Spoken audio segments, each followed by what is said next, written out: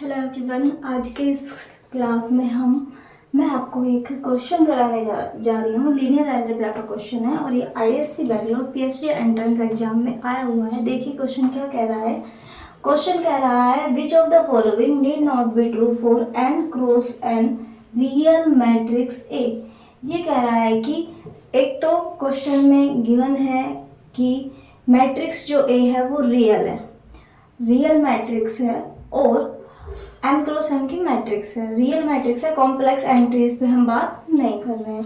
और इसने पूछा है नीड नॉट बी ट्रू, क्या कौन सा स्टेटमेंट कंपल्सरी ट्रू नहीं है, हो भी सकता है और नहीं भी हो सकता है, या कंपल्सरी फॉल्स भी नहीं बोल सकते हम उसे। ठीक है, तो ट्रू होना जरूरी नहीं है। तो आप देखिए फर्स्ट स्टेटमेंट कह रहा है if columns of A span R पे power n span R n then rows of A span R N.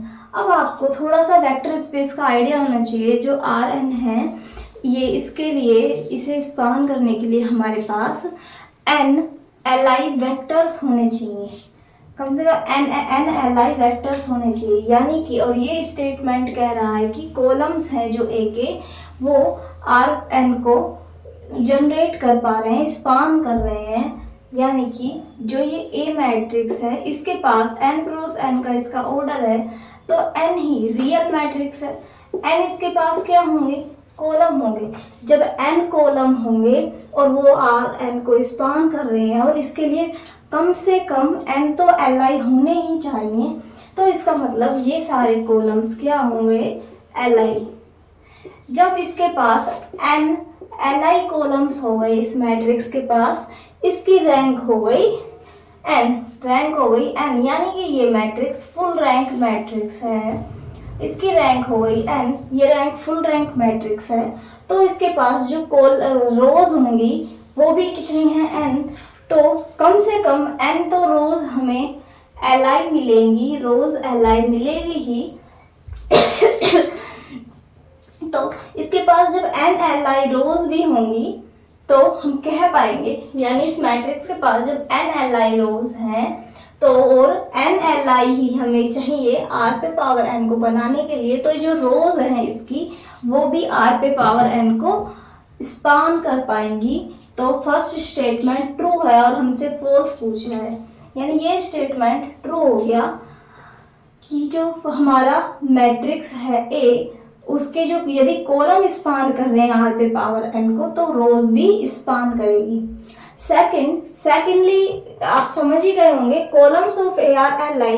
जब कॉलम्स इसके पास एन एल आई कॉलम्स हैं, रैंक एन हो गई, तो एन रोज भी तो एल आई ही होंगी।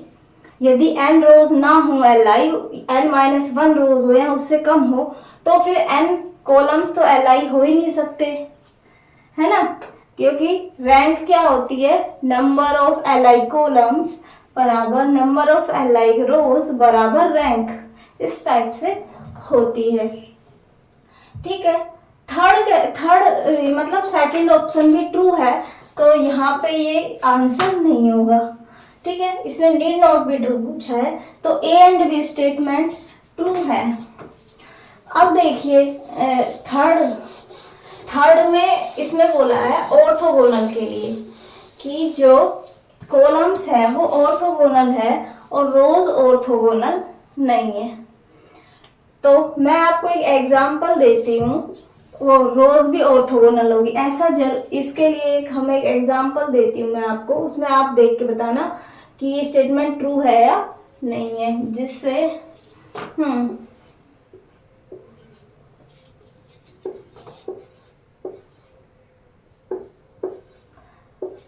हाँ, ये मैंने n की जगह 3x3 पे बात की है। आपको n कुछ भी हो सकता है, जब हमें n कोई भी रियल नंबर दिया है तो मैंने 3x3 के लिए बात कर ली, माना n की वैल्यू 3 है।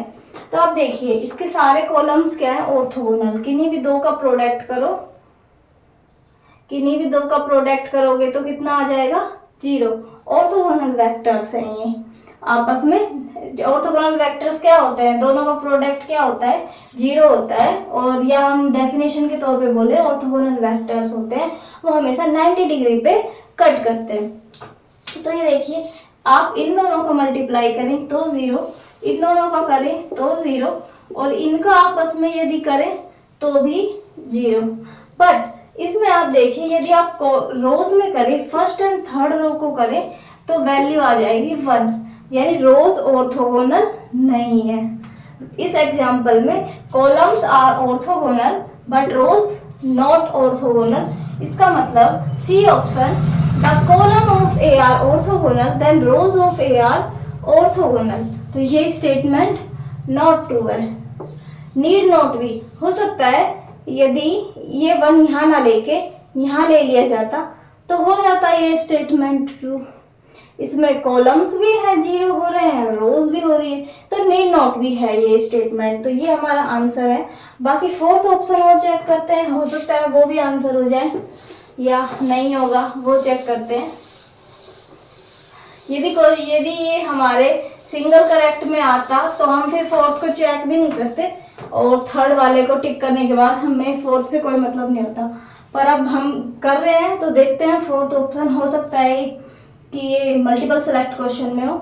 इसमें बोला है कि columns of A are orthonormal, columns हैं वो ए के ऑर्थोनॉर्मल है, एंड रोज, और फिर बोला है कि रोज भी ऑर्थोनॉर्मल होगी, ये हमें प्रूफ करना है। ठीक है, तो इसे भी हम 2x2 पे लेके चलते हैं। ठीक है, तो मान लिया ए जो मैट्रिक्स है वो इस टाइप से है, A1 A2 B1 B2।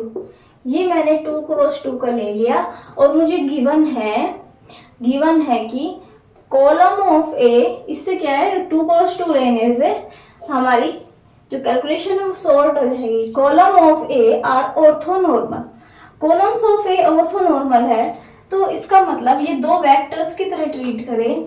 तो एक तो क्या होता है, इनका जो स्क्वायर करते हैं ये 1 का सम करें हर एंट्री का, और दूसरा हो गया A2 square plus B2 square बराबर 1, और यदि हम इनका आपस में प्रोडक्ट करते हैं तो वो 0 आता है। A1 A2 plus B1 B2 बराबर 0। अब ठीक है, ऑर्थोनॉर्मल ये हमें गिवन है, ऑर्थोनॉर्मल है, तो इससे हमें ये 3 कंडीशंस का पता लगा।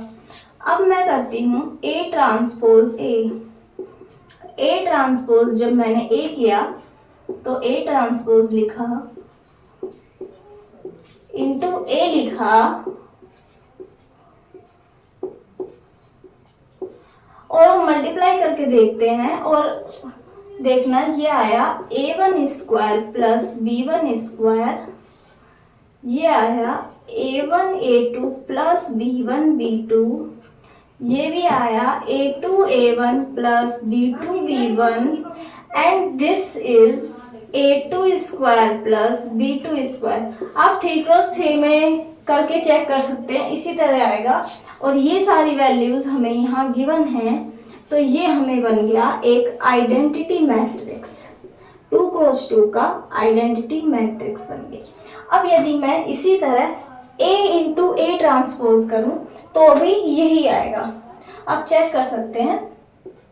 तो A ट्रांसपोज A बराबर I बराबर A ट्रांसपोज, ये आ गया।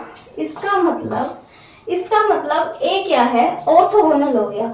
इसका मतलब हो गया A इज ऑर्थोगोनल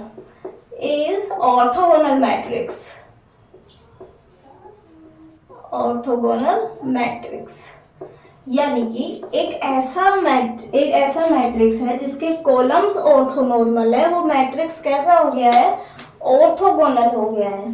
ठीक है, अब आपने रिजल्ट पढ़ा था ऑर्थोगोनल के टाइम कि ऑर्थोगोनल मैट्रिक्स के कॉलम्स में भी यही कंडीशन होती है, और इसी तरह रोज में भी होती है। यदि किसी रो के sum of square of entries of any row is 1 and product of one row to another row with corresponding elements are 0। तो जब ऑर्थोगोनल हो गया तो ऑर्थोगोनल की प्रॉपर्टीज से हम ये करेंगे, क्या आ जाएगा, रोज पे अप्लाई करते हैं वो प्रॉपर्टी, इस टाइप से आ रहा था ना।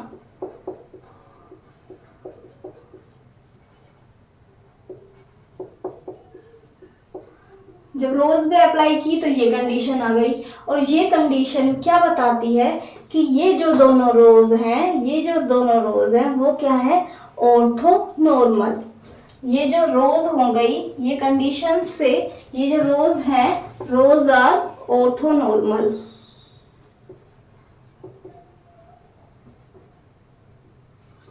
रोज कैसी हो गई, ऑर्थोनॉर्मल हो गई। और हमें कह भी ये रहा था columns of A are orthonormal, then rows of A are orthonormal, यानी कि ये स्टेटमेंट भी करेक्ट है हमेशा, ट्रू ऑलवेज, यानी फर्स्ट, सेकंड एंड फोर्थ हमेशा करेक्ट होंगे। लेकिन सी जो स्टेटमेंट है जो कह रहा है if columns of A are orthogonal then rows of A are orthogonal, ये नीड नॉट बी ट्रू है। किसी एग्जाम्पल में फिट हो भी सकता है तो किसी में नहीं भी हो सकता है ना। और फोर्थ ऑप्शन से हम ये सीख सकते हैं कि यदि कोई मैट्रिक्स के कॉलम्स या रो ऑर्थोनॉर्मल है तो वो मैट्रिक्स हमेशा ऑर्थोगोनल मैट्रिक्स होगी। ये आप ध्यान रख सकते हैं। तो आपको ये क्वेश्चन समझ में आया?